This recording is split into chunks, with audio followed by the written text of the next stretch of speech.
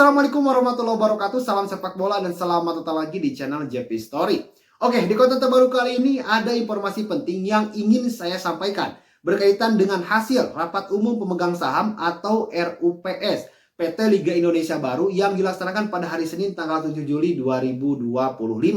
Hasil rapat tersebut ada 2 poin yang menurut saya ini sangat begitu penting bagi sepak bola di Indonesia.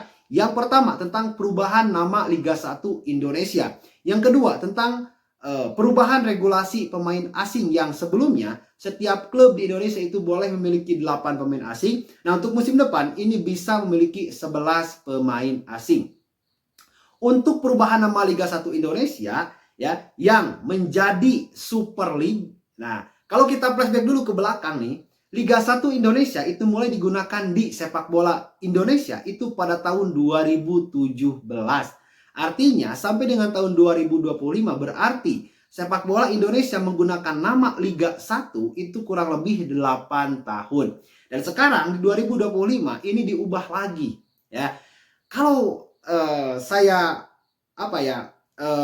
menyimak gitu ya, apa yang disampaikan oleh Ketua Umum PT Liga 1 Indonesia atau PT LIB Pak Peri Paulus. Nah, Pak Peri Paulus mengatakan bahwa perubahan nama Liga 1 Indonesia itu karena alasan branding yang ia katakan bahwa nama Liga 1 itu kurang naik namanya gitu. Kurang mendunia, kurang populer dan lain sebagainya. Nah, menurut saya ini agak sedikit diada-ada gitu ya. Mohon maaf. Karena gini, kalau misalnya mengganti sebuah nama karena urgensi ya kurang populer dan lain sebagainya, itu menurut saya patut untuk digali lagi gitu. Apa yang membuat nama Liga 1 itu kurang populer ya? Masa karena hanya urusan nama gitu ya, lalu tiba-tiba diasumsikan ini kurang populer, ganti aja gitu. Itu kan terkesan ya kapanpun bisa diganti. Nah, maksud saya gini, kita itu menginginkan ya mempunyai nama liga itu yang paten ya, sampai kapanpun udah aja gitu ya.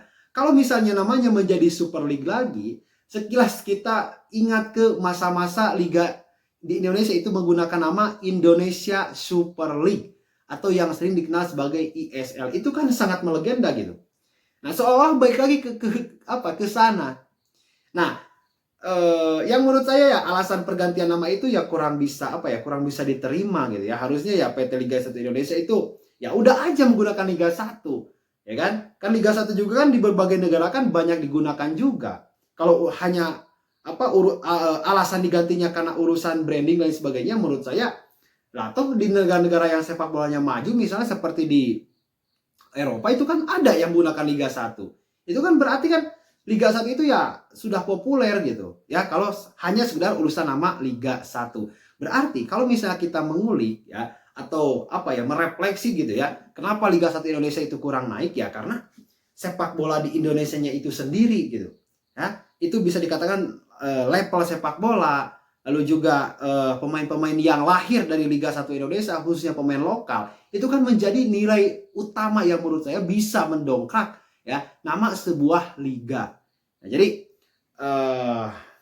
ya oke lah ya, mungkin banyak orang yang menerima atau lain sebagainya, tapi menurut saya ini agak sedikit receh gitu ya, berganti nama liga karena urusan gak populer, ya itu patut untuk diperdebatkan lagi gitu. Nah, itu yang pertama. Yang kedua, itu bukan hanya nama Liga 1 saja yang dirubah. Nah, nama Liga 2 pun ikut berganti. Yang tadinya Penggadaian Liga 2 kan, ini menjadi Penggadaian Championship. Jadi yang diubahnya itu nama Championship. Dari Liga 2 itu menjadi Championship. Dan Liga 1 itu menjadi Super League.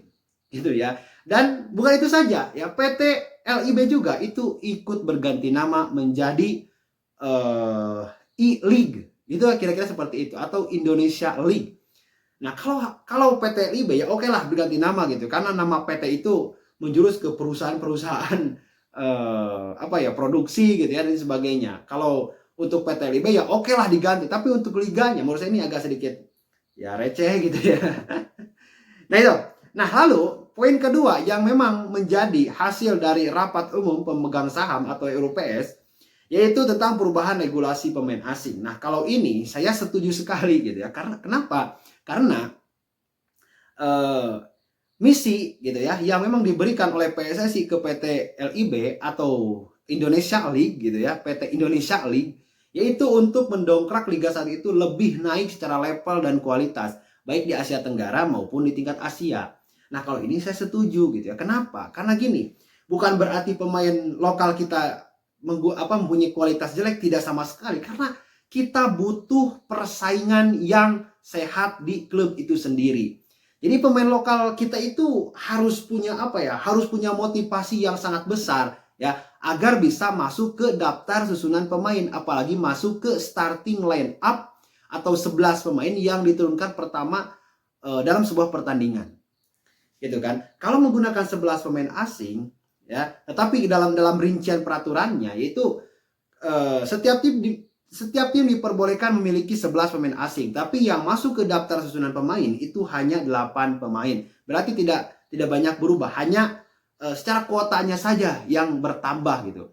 Nah, alasan pentingnya gitu ya menambah kuota pemain asing yaitu karena tentunya untuk bersaing untuk lebih ya bisa kompetitif lagi di turnamen Asia. Kita belajar di tahun kemarin Persib Bandung ya ikut Piala Champions Asia 2. Nah, Persib itu sangat kedodoran ya, sangat kewalahan ya karena bukan hanya stok pemain yang terbatas, tetapi pemain yang ada pun banyak yang cedera, ya kan?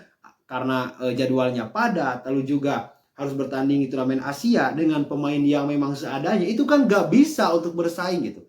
Nah, jadi kalau misalnya dengan Anda tambahan 3 pemain asing, menurut saya ini akan sangat membantu untuk tim-tim yang akan bertanding di kancah Asia. Salah satunya musim depan yang akan bertanding di AFC, yaitu Persib Bandung dan Dewa United. Nah, jadi ini menurut saya sangat penting ya. Karena kalau misalnya pemain lokal kita tidak punya motivasi untuk lebih ya untuk lebih layak lagi atau lebih meningkatkan lagi secara skillnya, maka salah satu caranya yaitu dengan persaingan. Orang kalau sudah bersaing itu banyak motivasi yang biasanya berdatangan untuk lebih ya melewati batas kemampuannya. Nah, ini yang kita cari. Gitu ya. Kalau misalnya sampai dengan titik tersebut, maka Liga 1 atau Super League itu sendiri itu akan naik secara tersendiri. Nah, itu teman-teman, terima kasih. Jangan lupa like-nya jika Anda menyukai video ini, tekan tombol subscribe-nya jika Anda belum, dan silakan tuliskan pendapat kalian di kolom komentar. Kita berjumpa lagi di konten selanjutnya. Salam sepak bola.